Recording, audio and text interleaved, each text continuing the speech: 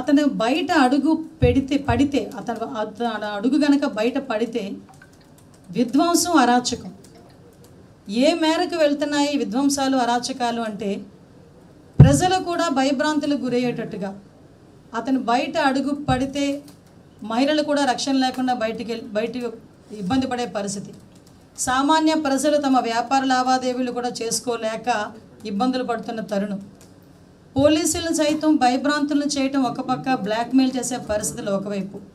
అంటే లిటరల్లీ విద్వేషాలు రెచ్చగొట్టడం, అరాచకాలు సృష్టించడం, ఉద్రిక్తలకు దారి తీయటం, ఇవి మెయిన్ ఎజెండాగా పనిచేస్తూ అంటే ఓవరాల్గా ఈ 2 సంవత్సరాల్లో ఆంధ్రప్రదేశ్లో జరుగుతున్న, రాష్ట్రంలో జరుగుతున్న అభివృద్ధి కానీ అది చూసి ఓర్వలేక, ప్రజలు ప్రశాంతంగా ఉన్నారు అన్నది చూసి ఓర్వలేక ఈరోజు విధ్వంసాన్ని సృష్టించడానికి ఈరోజు ఏదో ఒక వంకతో, ఏదో ఒక పరామర్శ పేరుతో బయటకు వచ్చి బల ప్రదర్శన చేయటమే కాకుండా ప్రజల్ని ఏ మేరకు ఇబ్బందులు పెడుతున్నారు ఈ 2 సంవత్సరాల కాలంలో అనేది చెప్పాల్సిన బాధ్యత ఒక హోంమంత్రిగా నాకుంది, ఒక ప్రజాప్రతినిధిగా నాకుంది.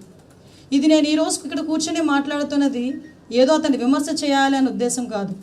ప్రజలు కూడా గమనించాలి, మీలాంటి వాళ్ళు కూడా గమనించాలి. ఎందుకంటే రేపొద్దున్న భవిష్యత్తు అనేది మనది, మన బిడ్డలది.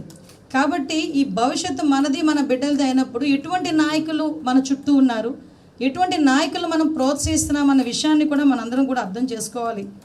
అటువంటివి ఏమీ లేకుండా ఈరోజు కొన్ని ఎగ్జాంపుల్స్ మీకు చూపించాలి. ఎందుకంటే ప్రజలకి కూడా చాలా సందర్భాల్లో మా గౌరవ ముఖ్యమంత్రి గారు కూడా అంటుంటారు మరుపు అన్నది, కానీ మరుపు కాదు, మేము ప్రజలకి తెలియజెప్పాలని ఒకే ఒక ఉద్దేశంతో ఈరోజు మీకు పెడుతున్నాను, ఈరోజు చూపిస్తున్నాను. ఒకసారి ఫస్ట్ వీడియో ప్లే చేయండి.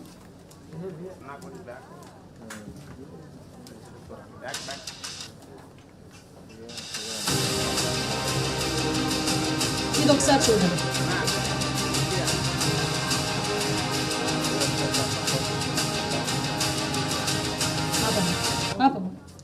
ఇక్కడ మిర్చి రైతుల పరామర్శ, అది గుంటూరులోని 19 ఫిబ్రవరి 2025లో పరామర్శ పేరుతో మిర్చి రైతుల్ని గురించి పరామర్శ పేరుతో గుంటూరు మిర్చి యార్డుకి వెళ్ళారు.